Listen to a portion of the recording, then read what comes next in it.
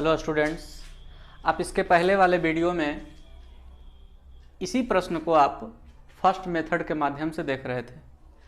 अब आप इसको सेकेंड मेथड में कैसे बनाते हैं और 5 नंबर में पूछा जाता है तो बिल्कुल इसी मेथड से बनाते हैं। जरा सा देखिएगा,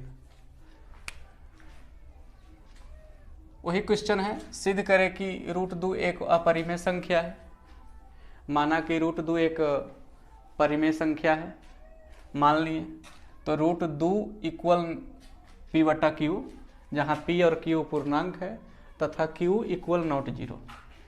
अब इसके आगे देखिएगा जरा, तो यहाँ पर क्या है कि Q बटा में है, भाग में है।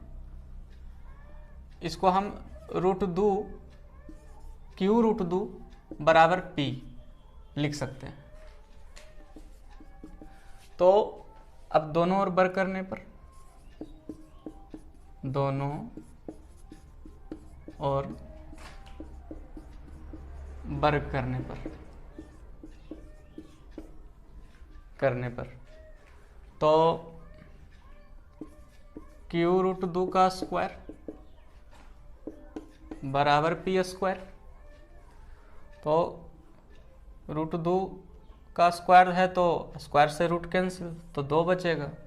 तो 2Q का स्क्वायर बराबर P²।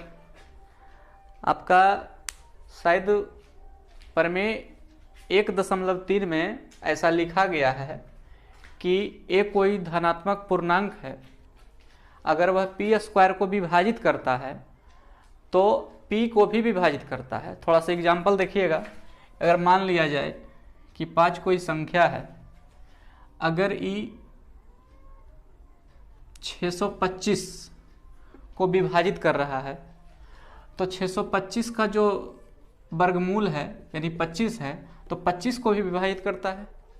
तो इसी तरीके से 2 मल्टीप्लाई में है Q² के साथ, इधर जाएगा तो भाग में हो जाएगा। तो इसका मतलब है, इसलिए 2 P² को विभाजित करता है, अतः 2 P को भी विभाजित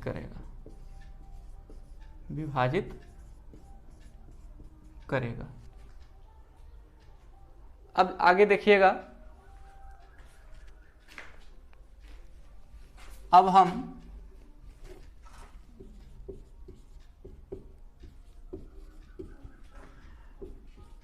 P बराबर 2R लिख सकते हैं।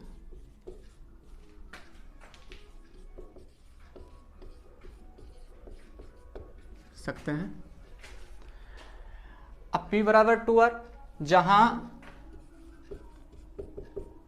R एक पूर्णांक है,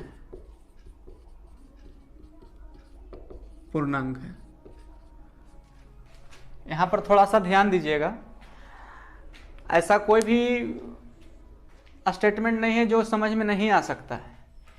जब 2 P को विभाजित करेगा तो कोई भी पूर्णांक में आप 2 से गुना कीजिएगा तो P भी तो पूर्णांक है ना। और यहां पर 2 को विभाजित कर रहा है P या P², 2 से विभाजित हो रहा है। तो यहाँ पर आप P बराबर 2R लिख सकते हैं, जहाँ R एक पूर्णांक है। तो P का वैल्यू आपने क्या देखा, P का वैल्यू Q√2 है। तो आप यहाँ Q√2 बराबर 2R, दोनों ओर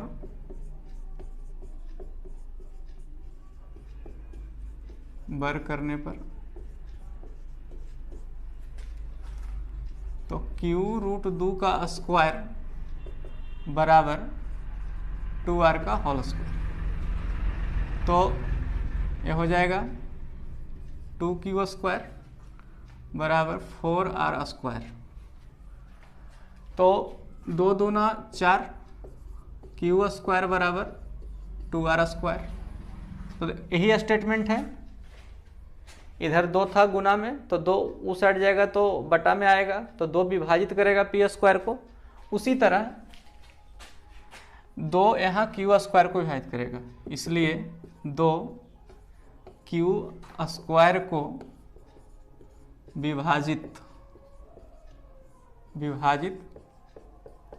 करता है। 2 जो है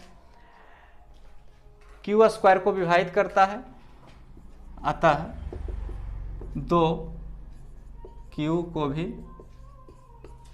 विभाजित करेगा।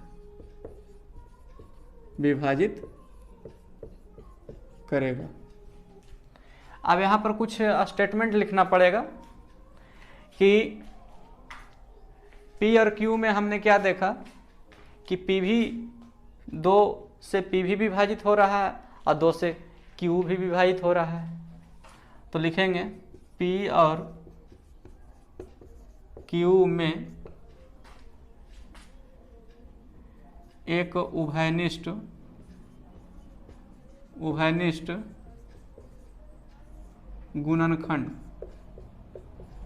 गुणनखंड 2 है, जो कि हमें विरोधाभास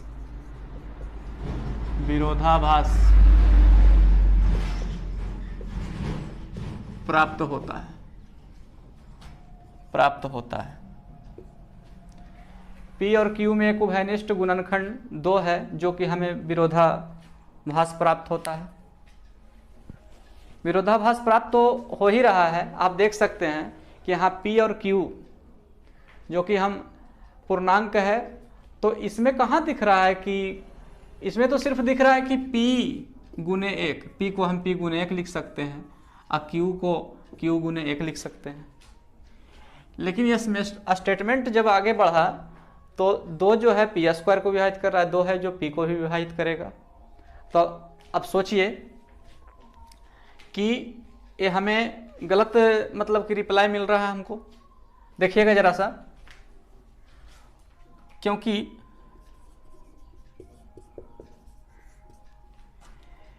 P और Q में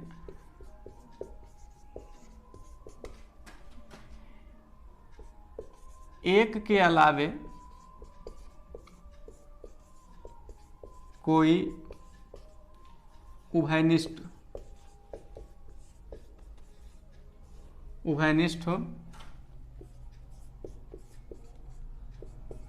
गुणनखंड नहीं है। अब देखिए ना, P गुने 1, P को P गुने 1 लिखेंगे, Q को Q गुने 1, 2 कहाँ है? लेकिन जब नीचे प्रोसेस बढ़ा तो 2 है, तो हम जो माने थे उसके हिसाब से तो गलत आ रहा है, मेरा विरोध हो रहा है। तो इसके आगे लिखेंगे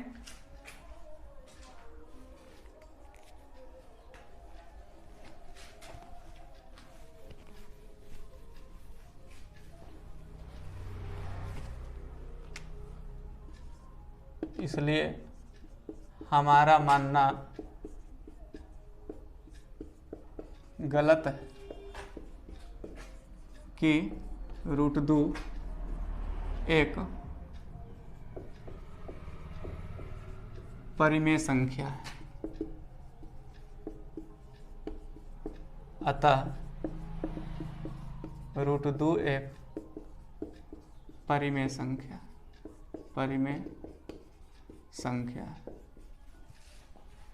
√2 एक परिमेय संख्या है। तो सेकंड मेथड अगर 5 नंबर का परीक्षा में पूछ दिया जाता है, तो आप अगर इस मेथड से बना लेते हैं तो आपको 5 नंबर पूरे मिल जाएंगे।